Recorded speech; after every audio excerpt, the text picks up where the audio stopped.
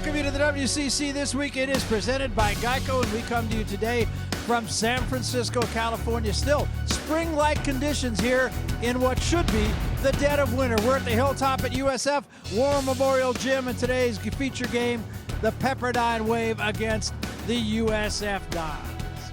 And hello again, everybody. I'm Barry Tompkins once more with my partner, Jaron Collins. And Jaron, it's been a schizophrenic league. Very strange. Any day, anybody can jump up and play well. The experts said it was going to be BYU, St. Mary's, and Gonzaga, and everybody else, not so. Yeah, not so much. Pepperdine tied for the conference lead in wins, riding a 3-game win streak, playing against USF, who's number 4 in the conference.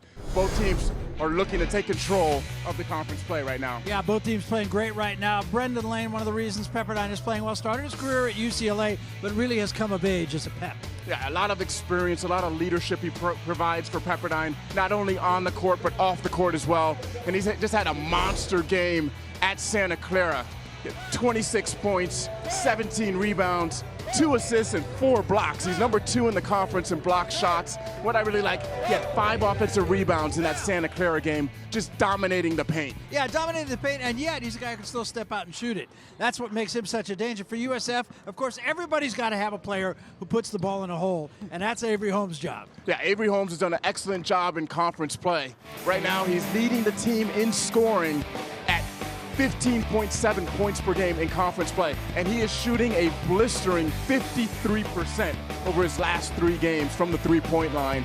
Pepperdine has to close out to him hard and run him off the three-point line, as Avery has got it going from downtown. Yeah, and both these teams really kind of the sum of the parts. They are as good as they are collectively and not so much individually. What we have to look forward to, and now really every game we have all week long, and we're with you every Saturday at this same time, an outstanding game. Santa Clara will be at Pacific. That's where we'll be next week up at Stockton. And then it's the Zags having to go down and play at LMU. And we know what they can do at home. San Diego at Portland, Pacific at San Diego. St. Mary's will be down at Pepperdine. That's not an easy game now. And then St. Mary's has to go to Portland, where they've been winning their share. We end our season BYU at San Diego. We thought maybe that might be a look into who might win the conference championship. And now nobody knows. And that's the great thing about the West Coast Conference. With that, gives us an opportunity to bring in an old friend and a guy who knows his way around the Hilltop here, played here, coached here, he's done everything here. And joining Jaron and I is Jim Bavelli. And bro, welcome to WCC This Week. And tell us about this USF team. You're now doing the color on the radio, so you've seen them play. Yeah, I'll tell you what, early on this team was really an up-tempo team, and they kind of looked for the first couple passes and took a lot of threes. Since that time, Rex has really tweaked the team, and I think they're a lot more balanced now. They really move the ball. They play sound defense. The last couple of weeks, they played their best basketball of the season. The Portland win was a great win for them, and then beating Loyola just the other night really played well. There was a little turmoil early in the season. Their best player, arguably, has left the team, and a team could go one way or another. Obviously, this team has improved since then. This team really bonded together. The play they're getting now from Avery Holmes at the point guard position, other people have really stepped up. And now the Rex now has changed the starting lineup with Pinkins and Dickerson in there in the front line. They really work inside out. They make the extra pass. This team is playing really its best basketball they have throughout the season. Talk about USF and what they do on the boards. These guys dominate on both ends, in particular Cole Dickerson, who led the WCC in rebounding last year. What makes him such an effective and efficient rebounder? Well, you know, Jared, you know as well as I do, great rebounders don't really have to be big. Some guys just have a knack for the ball. Cole Dickerson is one of those guys. He can read the ball off the rim. He gets to the ball first, and when he gets it inside, he's so effective on the block for putbacks and follows, and just a real solid player on the glass. There's such a great history at USF here, and of course the legacy of all the great players, you amongst them incidentally, who played here. Can that ever be captured once again here on the Hilltop, you think? Well, what's great about basketball, it only takes 1 or 2 guys. So, you know, when you have a supporting cast, and if you get the 1 or 2 guys that you need to get to that level, all of a sudden the supporting cast goes up. So, yes, it can be done. All right, well, let's talk about the conference in general. We talk about what a grab bag it is this year. And, you know, there was supposed to be the very good and then the not so good. And now it seems that everybody's pretty darn good. Well, you know, Barry, we've been around this league for a long, long time, WCC. And I'll tell you, It's a competitive basketball league. Everybody's pretty even. Now, somebody's got to beat Gonzaga, to knock them off, because right now Gonzaga is really the top notch in the conference again. And we saw that last week. So, and then they showed it against St. Mary's just the other night. So, but after that, the second, third, fourth place, it's wide open, I see. It's pretty competitive all the way up and down. Whoever thought, Pepperdine, back in the picture after 10 years. Absolutely. They're very good. BYU loses the first couple right away. So it's that kind of conference. You better be ready to go. Yeah, that's what makes it really entertaining this year. And, of course, we're with you every single week, bro. Thanks for taking the time. Really appreciate it. Thanks, Barry. Great to have you. Jim Ravelli, great friend, and always great to see him. Coached both here at USF, coached at the University of San Diego, and played here at USF as well. We got a lot more to talk about in the WCC this week. It is brought to you by Geico. We're going to get you to the studio in just a little bit. They'll bring you up to date on everything that's going on WCC-wise. Don't go away.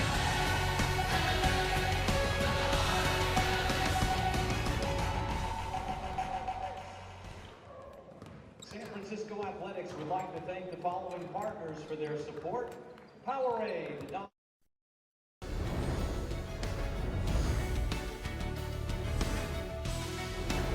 Hello and welcome back to Geico WCC This Week in Los Angeles. I'm Chris McGee alongside the coach, Dave Miller. Hey, Coach, let's get you to the conference highlights from earlier this week. We start you off with St. Mary's taking on Gonzaga. Gonzaga 2-0 in West Coast Conference play. They're excited. First half early on. Brad Waldow goes up and gets rejected by Shemek Karnowski, Coach. I like Karnowski. He was a pit bull in the paint tonight. Karnowski playing good defense, gets the block. Zags take it the other way. Kyle Draginis with the finish. Gonzaga up 16. Later in the second, Gonzaga up 12, Coach. Good ball movement. One of your favorite guys, Kevin Pangos. Well, I just like the way they make the extra pass. Always a good thing for Gonzaga, getting it to the second side of the offense. Pangos 15 points, 8 rebounds. More Gonzaga. Pangos finds Karnowski inside for the dunk. Karnowski 15 points, 9 rebounds. Zags up 17. Later in the second, Gonzaga lead now 21. Pangos, nice bounce pass, finds Angel Nunez for the slam. Well, Nunez gives him some added depth in that front court. He's a transfer. He certainly plays above the rim. Gonzaga wins 73-51. San Francisco hosting Loyola Marymount. LMU coming off a great weekend. Dons controlled the first half. USF working their way inside for Cole Dickerson layup. San Francisco up 12 early. Cole 20 points, 8 rebounds. Later, USF protecting the paint, Coach. Lions on the fast break. Anthony Ireland's going to go up for layup. Well, Ireland usually gets to the rim, but it's the big fella, Tollefson, that is able to block the shot and, again, be that rim protector. Avery Holmes kicks it out to Chris Adams for the corner three. USF now up 18. Second half, more Dons, Coach. Adams gets another open look for 3. Well, this is what he does. When the ball gets swung, it's a catch and shoot. 9 points off the bench for Mr. Adams. Later, Holmes. What's up, Holmes? Drives down the lane for the floater. Holmes 16 points. Dons over the line, 75-61. New member, UOP Pacific taking on Portland. Portland 0-2 in WCC play. First half early on. Bobby Sharp, it's a great name, knocks down the 3. Portland up 3. Later in the first half, Pacific down 5. Aaron Short, he's going to hit the 3-pointer, cuts the lead to 2. And in the second half we go, Coach. Portland up 11. Getting their big fella, Thomas Vandermar's involved. Well, I like the freshman point guard Wintering. He's got poise. He goes over the top. The big catches it high, keeps it high, finishes high. Second half, Pacific down 8. Trevin Harris knocks down the 3, cuts the lead to 5. Later in the second, Portland up 8. Bryce Presley finds Kevin Bailey up ahead for the layup. Portland wins 72-64. And here's the results from the Pepperdine versus Santa Clara game. Waves win 70-61. They moved to 3-0 in conference play. Brendan Lane, former Bruin, led the way with 26 points for the Waves. He was 10 for 15 from the field.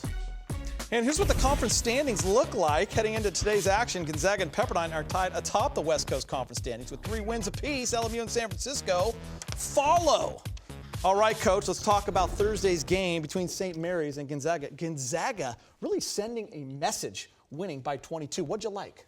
Well, it was, and it was on the defensive side of the ball. I thought the defense was suffocating. This was a team that came out, and they imposed their will defensively. They held St. Mary's to 32% from the field, 1 for 12 from the three, and Karnowski was a pit bull in the paint, 7 blocks, 9 rebounds, unstoppable offensively. He was 5 for 7. Pangos dropped 15. He added 4 assists, and what I loved most about the offense was the balance. 4 zags in double figures. This is a well-coached team, and they're moving the ball from side to side. They lost 2 pros, the 2 bigs, but this is a team that hasn't missed a beat. Full slate of games today. What are you looking forward to?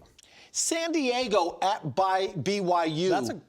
They're both 0-2. They are, but more importantly, you're talking about BYU is on a 4-game losing streak. So I think really this game has to be about the bigs, Eric Mika and Nate Austin. Austin can face you up. Mika really is physical and has great footwork for a freshman. And then Collinsworth, back from a Mormon mission, leads the Cougar in assists, and he's great at drawing 2 and dropping it off. And then the question is for Koch and Kramer and San Diego's defense. They lead the WCC in scoring defense. They only allow 62 points per game. BYU is leading at 88 points per game. Will the interior defense be enough to stop the Cougars? San Francisco Pepperdine, WCC Game of the Week. Pepperdine, a surprising 3-0. Man, I'll tell you, it's a great start for the guys in Malibu. Remember, Marty Wilson, he wanted to get OKG, our kinds of guys. But in this game, it's going to be simple. It's going to come down to how the point guard, Jeremy Major, handles San Francisco's pressure. They're going to trap him in the pick and rolls. They're going to run and jump. So Pepperdine's going to need some pressure releases. Then, which wave steps up and keeps Cole Dickerson and Matt Glover off the glass? These are 2 teams, Chris, playing with immense EFT, energy, focus, and toughness. You are ready. I like that, Coach. All right, coming up next. After a monster junior season, Cole Dickerson is leading the way again for the San Francisco Dons. But what makes him tick? We'll take a look.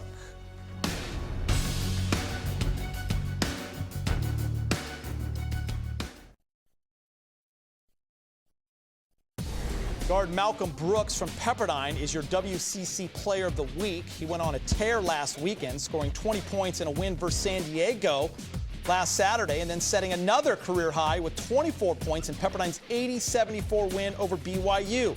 In those 2 games, he shot 60% from the field and helped lead Pepperdine to its first 2-0 start in the WCC since the 2009-10 season. Never be satisfied. The University of San Francisco's Cole Dickerson takes that to heart. The senior is in his 2nd season as a starter and is taking full advantage of the opportunity, leading the Dons in both scoring and rebounding this season. It also helps to have hoops run in the family. Here's Amanda Blackwell with the story. Holmes into the lane, kicks it back out. Dickerson for 3. Got it. And we're tied. Cole is definitely the big man on campus. Dickerson for the 3 in the game. We're just following his lead right now. I mean, he's going to take us to the top. University of San Francisco senior Cole Dickerson has earned the high praise from coaches and teammates after bursting onto the scene last season. He led the Dons in scoring, led the conference in rebounding average, and was named to the All-WCC team. The accomplishments are extremely noteworthy for a player who had only recorded 1 start in his first 2 seasons combined. It went by really fast. I mean, that was my first season, like you said, just playing and stuff like that. So, I mean, I was just out there playing. I mean, I wasn't a vet or nothing like that. I was basically a first-year player. If he gets it in the post and he's coming in, he's really strong and he's tough to guard. He can score it, he can pass it, he's got really good feel. Obviously, he's a great rebounder. But it wasn't as though Dickerson just woke up one day with an improved set of basketball skills. It took a lot of hard work and the ability to respond when given the chance to start in his junior season. The biggest thing is just the opportunity to show all the things he can do. He really took great pride in getting his body in great shape. His mental approach to the game has gotten so much better over the last 4 years. When he's not lifting, he's on the court usually, or eating, you know, he's doing everything to make himself better. Like my dad always told me when I was younger, I didn't understand what he meant then, but I understand now. He was just saying, keep working, it'll pay off for you.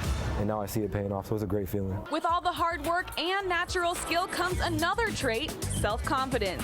And those 3 ingredients make a powerful combination. If you get it going one night, it's not because you're on that night, it's because your confidence is at an all-time high probably that night. I mean, it's definitely a big contribution to like whatever you do on the court. He makes a shot, a big shot for us, And it's a quiet confidence, but he really believes it. He says, I'm the best shooter in the world. You know what I mean? I mean, he has that type of confidence. And that type of confidence is necessary when attending the University of San Francisco, a school where players are constantly reminded of the greats who came before them. They paved the way for us. I mean, they got national championships and stuff like that, and it's only right if we can only return the favor. So I guess we're just working towards that. When legends like Bill Russell are part of your university's storied past, it can provide a lot of inspiration for a player to help keep that magic of the program alive. But for Cole Dickerson, he also has another inspiration on the court, his older brother, Michael. Michael Dickerson played at the University of Arizona, where he won a national championship in 1997. The next year, the Houston Rockets made him the 14th overall pick in the NBA draft. Cole was just a child looking up to his big brother then, a trait he hasn't lost even now that he's making a name for himself. I just see him every day practicing his game, like in front of the yard and stuff, and then I was like, I just want to be just like him. If you have something to look higher at, you know, like Cole does with his brother Michael, that's always a plus. Even though they aren't close in age, Cole is bound to hear himself compared to Michael, a comparison that he says is welcome. I feel like he was a great player, and being compared to him, it just, I couldn't ask for more. Those are big shoes to fill, and he's special in his own right. I want to make sure he understands and knows that. He's a hard worker himself, so he just tells me to work hard, just stay on the straight and narrow. I mean, all you need is basketball and books. With that type of role model in his life, it's not hard to imagine how Cole became a great leader on and off the court. We definitely look at him for the example to see what we're doing wrong and what we're doing right. He's just taken full grasp of the opportunity in these last 2 years, of really making it his team over the last 2 years, so I'm really proud of him. But in Cole's mind, the last 2 years are only just the beginning. With the success, you definitely want more. You never be satisfied. For the WCC This Week, I'm Amanda Blackwell. And you'll see Cole Dickerson in action in our WCC Game of the Week. Pepperdine Waves versus the San Francisco Dons right here starting at 1. And here's the rest of the WCC lineup for today. LMU taking on the Santa Clara Broncos at 3. Coach Miller's got his eye on this one. BYU versus San Diego, which tips at 6 at the Marriott Center. Coach, Cole Dickerson is a guy you love to have on your team as your coach. Well, you certainly do, and I coached a guy like him in New Orleans that now plays for the Indiana Pacers. When I think of Cole, I think of a poor man's David West. He can score in the post. He's an excellent pick-and-pop jump shooter, and he rebounds the basketball out of his area. He certainly can shoot the ball from the perimeter, but he understands matchups. He uses his power for shots in the paint. He can face you up. He's extremely versatile. He knows the game, and he doesn't shy away from contact. He plays through it. He's also an excellent passer. When he gets the ball and he draws double teams, he's got that poise and that patience to let plays develop. He's really a willing and a very good passer. Man, they got basketball fever out there in Malibu right now. Malcolm Brooks, Pepperdine's got it going on. Well, they do. I mean, Marty Wilson, credit him with a great recruiting class, and he brought in Brooks, who's a junior college transfer, so you get that toughness. He's a dynamic scorer. I love him that he's 6'5". He can play the 1, 2, or the 3. He can score in transition. He's great off the bounce.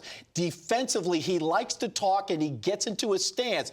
I really think they have great chemistry. This is going to be a great test on the road from the men from the Boo. I love when you're fired up. That's it for me and Coach. After the break, we're headed back to Barry Tompkins and Jaron Collins at War Memorial Gym for Pepperdine versus San Francisco.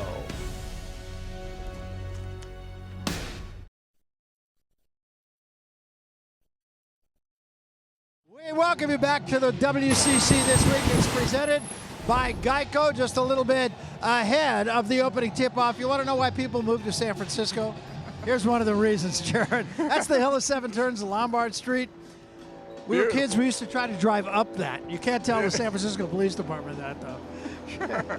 Let's take a look at the standings in the West Coast Conference. And Gonzaga, as they have been, it seems, for a lifetime, in first place. But look who's second. The Pepperdine Wave, who we're going to be watching here today. LMU, great at home, laid an egg up here at USF on Thursday night. St. Mary's is now 1 up and 1 down. Portland 1 and 2, got to win at home. Santa Clara 1 and 2, they got to win on the road. Pacific, San Diego, and BYU are at the bottom of the heap right now. They are both 0 and 2. A little bit earlier, we had an opportunity to talk to the two coaches in our game today, and here's what they had to say about this unusual year in the West Coast Conference. You know what? Actually, with Gonzaga, they're always a top dog until someone knocks them off. So they're always going to be considered the team to beat. I still think St. Mary's and BYU because of what they've done over the last 10 or 12 years, respectively.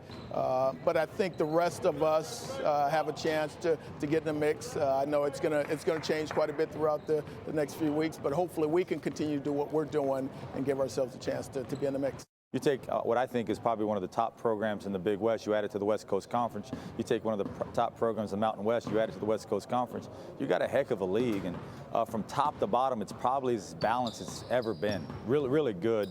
So it's going to be a dogfight, and someone's going to have to figure out the Zags.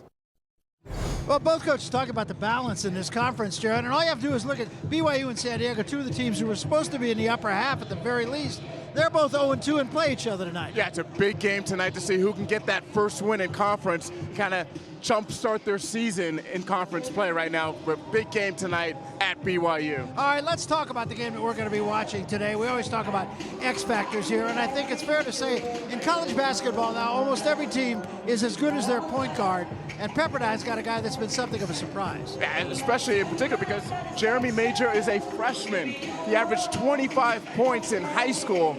This year in college play, he's at 12 points a game, but he's the team's leading assist man, doing an excellent job of facilitating his guys. And through conference play, he's shooting 62% from the three-point line. Well, I know the name Dickerson is a familiar name to you because I know you faced up against Michael Dickerson when he was in Arizona today. We're going to be looking at his half-brother, and okay, maybe he's not Michael Dickerson, but you know what? Cole's pretty darn good. Yeah, Cole's pretty doggone good. He has 4 double-doubles on the year. He's going to have a big game tonight. They want to knock off the undefeated Pepperdine Waves. In his last outing, he had 20 points, 8 rebounds against LMU. 3 offensive rebounds. He has to be a force on the glass to get those extra possessions for USF. You know, we've been talking for the last couple of weeks about the fact that the bottom line here in the West Coast Conference seems to be hold serve at home, get what you can on the road. So in that case, a big game right here for USF. Yeah, look, you have to protect home court, and especially in conference play. And today's opponent, Pepperdine, they're coming in playing extremely well, shooting the basketball very well from the three-point line and then dominating the paint. So it's a tough task for USF tonight. And Pepperdine, on the other hand, they come in here 3 up, none down. They're at the top of the heap. They're living large. Exactly right. Pepperdine's doing extremely well. It should be a very, very good game today. We'll see what happens. Yeah, it should be outstanding. And that is the WCC This Week. It is presented by Geico. We got a basketball game on our hands here. Pepperdine and USF will tee it off when we come back to the Hilltop right after these commercial messages. Don't go away.